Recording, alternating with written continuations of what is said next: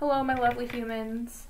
I'm going to be reading to you The Keeper of the Keys, the next chapter in Harry Potter.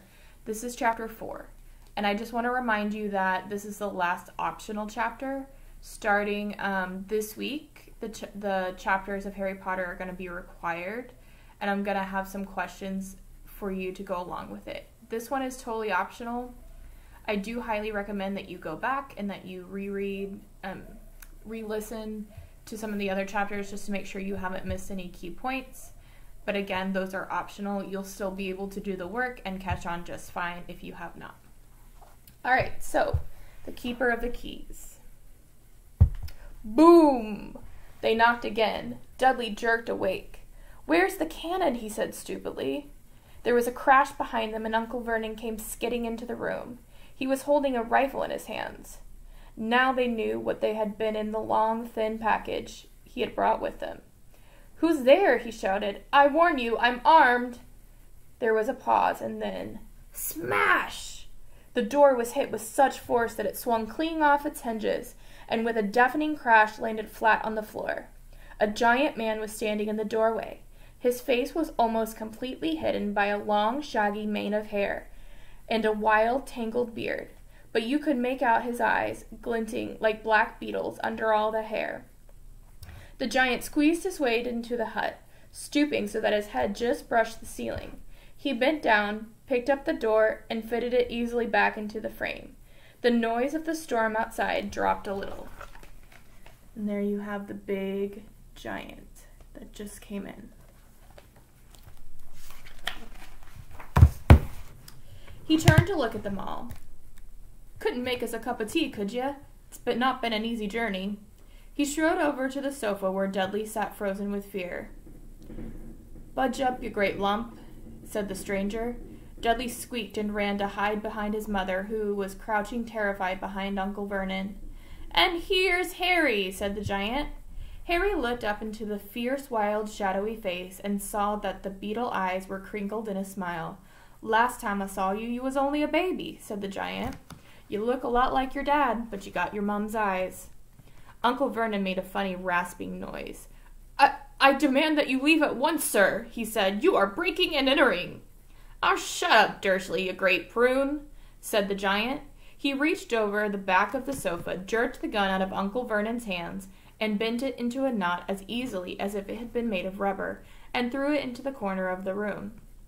Uncle Vernon made another funny noise, like a mouse being trotted on. "Anyway, Harry," said the giant, turning his back on the Dursleys, "a very happy birthday to you. Got something for you here. I might have sat in it some time, but I think it'll still taste all right." And here you can see Harry and the giant, who we don't know his name yet, sitting by the fire. From an inside pocket of his black overcoat, he pulled a slightly squashed box. Harry opened it with trembling fingers. Inside was a large, sticky chocolate cake with "Happy Birthday, Harry" written on it, in green icing. Harry looked up at the giant. He meant to say thank you, but the words got lost on his way to his mouth, and what he said instead was, "Who are you?" The giant chuckled. "True, I haven't introduced myself. Rubeus Hagrid, keeper of keys and grounds at Hogwarts." He held out an enormous hand and shook Harry's whole arm. "What about that tea, then, eh?" he said, rubbing his hands together. "I'd not say no to something stronger if you got it, mind."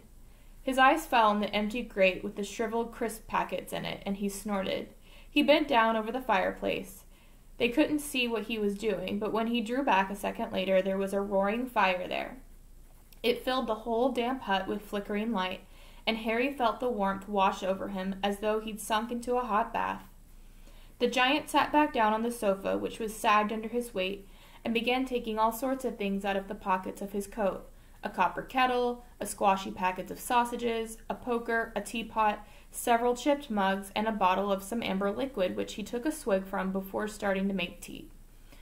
Soon the hut was full of sounds and the smell of sizzling sausage. Nobody said a thing while the giant was working, but as he slid the first 6 fat, juicy, slight burned sausages from the poker, Dudley fidgeted a little. Uncle Vernon said sharply, "Don't touch anything he gives you, Dudley." The giant chuckled darkly. You're a great puddin' of a son, don't need fattening any more, Dursley. Don't worry. He passed sausages to Harry, who was so hungry he had never tasted anything so wonderful, but he still couldn't take his eyes off the giant. Finally, as nobody seemed about to explain anything, he said, I'm sorry, but I still don't really know who you are. The giant took a big gulp of tea and wiped his mouth with the back of his hand. Call me Hagrid, he said. Everyone does. And like I told you, I'm the keeper of the keys at Hogwarts. You'll know all about Hogwarts, of course. No, said Harry. Hagrid looked shocked. Sorry, Harry said quickly. Sorry? Barked Hagrid, turning to stare at the Dursleys, who shrank back into the shadows. It's them that should be sorry. I knew you weren't getting your letters. But I would never have thought you wouldn't even known about Hogwarts, for crying out loud. Did you never wonder where'd your parents learnt it all? All what? Asked Harry. All what? Hagrid thundered. Now just wait 1 second. He had leapt to his feet. In his anger, he seemed to fill the whole hut. The Dursleys were cowering against the wall. Do you mean to tell me, he growled at the Dursleys, that this boy knows nothing about anything? Harry thought this was going a bit far. He had been to school after all, and his marks weren't too bad. I know some things, he said. I know math and stuff. But Hagrid simply waved his hand and said, about our world. I mean your world. My world. Your parents' world. What world? Hagrid looked as if he was about to explode. Dursley! He boomed. Uncle Vernon, who had gone very pale, whispered something that sounded like Mimble-Wimble. Hagrid stared wildly at Harry. But you must have known your mom and dad. I mean, they're famous. You're famous. What? My mom and dad weren't famous, were they? You don't know. You don't know. Hagrid ran his fingers through his hair, fixing Harry with a bewildered stare. You don't know what you are, he said finally. Uncle Vernon suddenly found his voice. Stop, he commanded. Stop right there, sir. I forbid you to tell that boy anything. A braver man than Vernon Dursley would have quailed under the furious look that Hagrid gave now. When Hagrid spoke, his every syllable trembled with rage. You never told him? Never told him what was in the letter Dumbledore left for him? I was there. I saw Dumbledore leave it, Dursley, and you've kept it for him for all these years? Kept what from me? Said Harry eagerly. Stop! I forbid you! Yelled Uncle Vernon in panic. Aunt Petunia gave a gasp of horror. And go boil your heads, both of you, said Hagrid. Harry, you're a wizard. There was a silence inside the hut. Only the sea and the whistling wind could be heard. I'm a what? A wizard, of course, said Hagrid, sitting back down on the sofa, which groaned and sank even lower. And a thumping good un, I'd say, once you've been trained up a bit. With a mom and dad like yours, what else could you be? I reckon it's about time you read your letter. Harry stretched out his hands at last to take the yellowish envelope, addressed in emerald green, to Mr. H. Potter, the floor, hut on the rock, the sea. He pulled out the letter and read, Hogwarts School of Witchcraft and Wizardry, Headmaster Albus Dumbledore, Order of Merlin, First Class, Grand Sorcerer, Chief Warlock, Supreme Mugwump, International Confederation of Wizards. Dear Mr. Potter, we are pleased to inform you that you have a place at Hogwarts School of Witchcraft and Wizardry. Please find enclosed a list of all necessary books and equipment. Term begins on September 1st. We await your owl by no later than July 31st. Yours sincerely, Minerva McGonagall, Deputy Headmistress. Questions exploded inside Harry's head like fireworks, and he couldn't decide which to ask first. After a few minutes, he stammered, What does it mean, they await my owl? Galloping Gorgons, that reminds me, said Hagrid, clapping a hand onto his forehead with enough force to knock over a cart horse, and from yet another pocket inside he pulled an owl, a real, live, rather ruffled-looking owl, with a long quill and a roll of parchment. With his tongue between his teeth, he scribbled a note, which Harry could read upside down. Dear Mr. Dumbledore, given Harry his letter, taking him to buy things tomorrow. Weather's horrible. Hope you're well. Hagrid. Hagrid rolled up the note and gave it to the owl, which clamped it in its beak and went to the door and threw the owl into the storm. Then he came back and sat down as though this was as normal as talking on the telephone. And there you have an owl with a letter in its beak. Harry realized his mouth was open and closed it quickly. "Where was I?" said Hagrid. But at that moment, Uncle Vernon, still ashen-faced, looked up, very angry, and moved into the firelight. "He's not going," he said. Hagrid grunted. "I'd like to see a great muggle like yourself stop him," he said. "A what?" said Harry, interested. "A muggle. It's what we call non-magic folk like them. And it's your bad luck that you grew up in a family of the biggest muggles I ever laid eyes on." "We swore when we took him in we'd put a stop to that rubbish," said Uncle Vernon. "Swore we'd stamp it out of him. Wizard, indeed." "You knew?" said Harry. "You knew I'm a wizard?" "Knew?" shrieked Aunt Petunia suddenly. "Knew? Of course we knew. How could you not be, my dratted sister being what she was? Oh, she got a letter just like that and disappeared off to that school, and came home every holiday with her pockets full of frog spawn, turning teacups into rats. I was the only one who saw her for what she was, a freak. Before my mother and father, oh no, it was Lily this and Lily that. They were so proud of having a witch in the family." She stopped to draw a deep breath and then went ranting on. It seemed that she had been wanting to say all of this for years.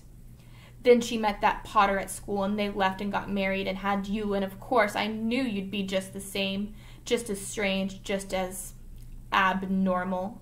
And then, if you please, she went and got herself blown up, and we got landed with you." Harry had gone very white. As soon as he found his voice, he said, "Blown up? You told me they died in a car crash." And here you can see Aunt Petunia and Uncle Vernon and Dudley hiding in the corner. "Car crash!" roared Hagrid, jumping up so angrily that the Dursleys scuttered back into the corner. "How could a car crash kill Lily and James Potter? It's an outrage, a scandal. Harry Potter not knowing his own story when every kid in our world knows his name." "But why? What happened?" Harry asked urgently. The anger faded from Hagrid's face. He looked suddenly anxious. "I never expected this," he said in a low, worried voice. "I had no idea, when Dumbledore told me you might be getting trouble getting a hold of your letters, how much you didn't know. And Harry, I don't know if I'm the right person to tell you, but someone's got to tell you, and you can't go off to Hogwarts not knowing." He threw a dirty look at the Dursleys. "Well, it's best you know as much as I can tell you, mind. I can't tell you everything. It's a great mystery, parts of it."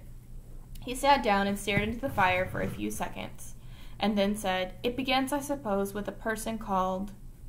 But it's incredible you don't know his name. Everyone in the world knows." "Who?" "Well, I don't like saying the name if I can help it. No one does." "Why?" "Why not?"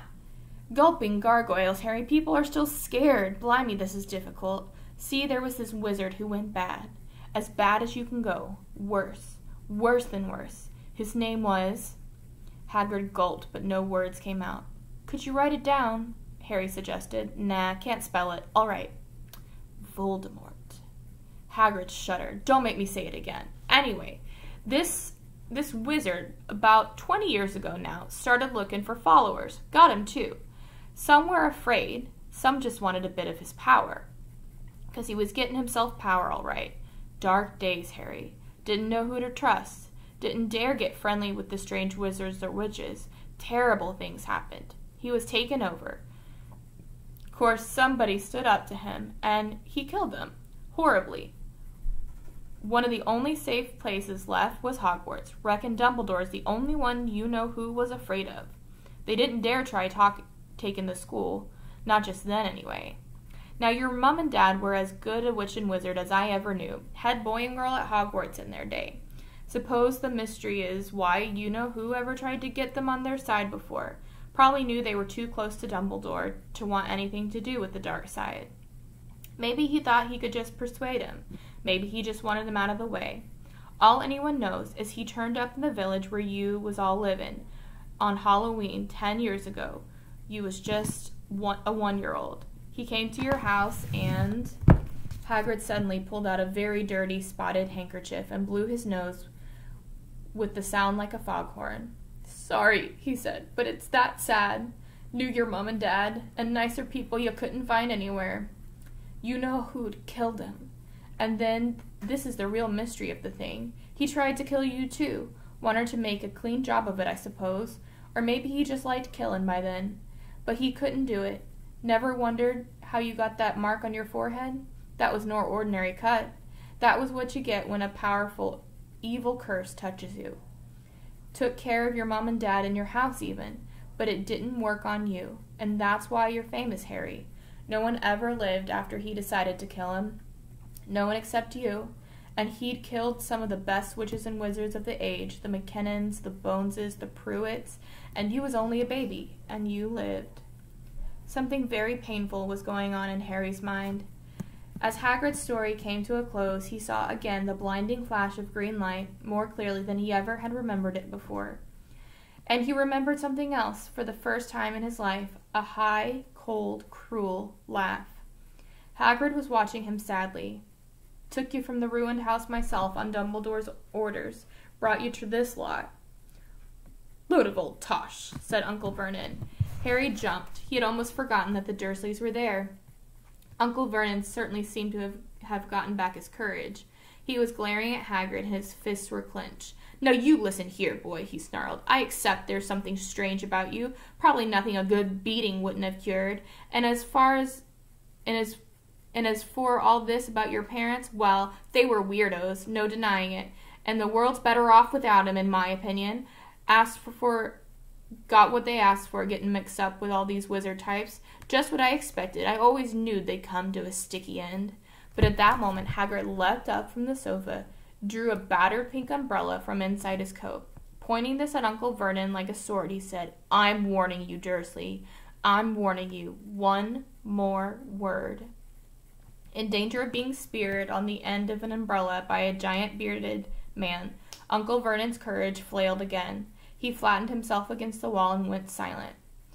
"That's better," said Hagrid, breathing heavily, and sitting back down on the sofa, which this time sagged right down to the floor. Harry, meanwhile, still had a question or two to ask. Hundreds of them, really. "But what happened to you know who?" "Good question, Harry." "Disappeared. Vanished. Same night as he tried to kill you.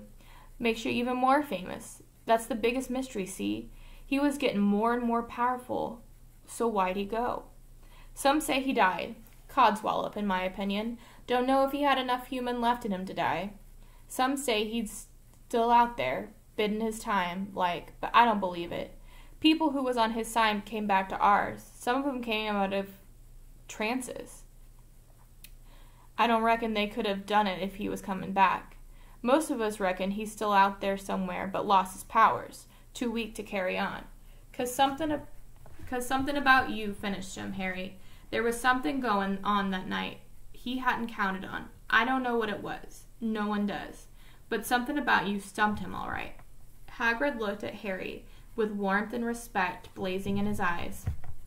But Harry, instead of feeling pleased and proud, felt quite sure that there had been a horrible mistake. A wizard? Him? How could it possibly be? He'd spent his whole life being clobbered by Dudley and bullied by Aunt Petunia and Uncle Vernon. If he really was a wizard, why hadn't they been turned into warty toads every time they'd tried to lock him in his cupboard? If he'd once defeated the greatest sorcerer in the world, how come Dudley had always been able to kick him around like a football? "Hagrid," he said quietly, "I think you must have made a mistake. I don't think I can be a wizard." To his surprise, Hagrid chuckled. "Not a wizard, eh? Ever made things happen when you was scared or angry?" Harry looked into the fire. Now he came to think about it. Every odd thing that had ever made his aunt and uncle furious with him had happened when he, Harry, had been upset or angry, chased by Dudley's gang, or he had somehow found himself out of their reach. Dreading going to school with a ridiculous haircut, he'd managed to make it grow back. And the very last time Dudley had hit him, hadn't he gotten his revenge without even realizing he was doing it? Hadn't he set a boa constrictor on him? Harry looked back at Hagrid, smiling, and saw that Hagrid was positively beaming at him. "See?" said Hagrid. "Harry Potter, not a wizard. You wait, you'll be right famous at Hogwarts."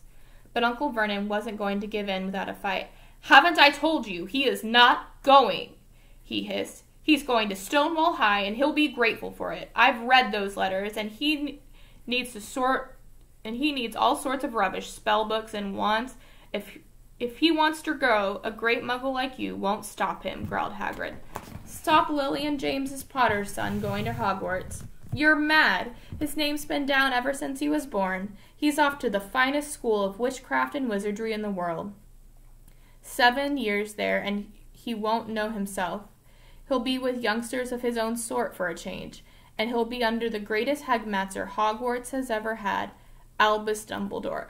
I am not paying for some crackpot old fool to teach him magic tricks," Uncle Vernon yelled. But he had finally gone too far. Hagrid seized his umbrella and whirled it over his head.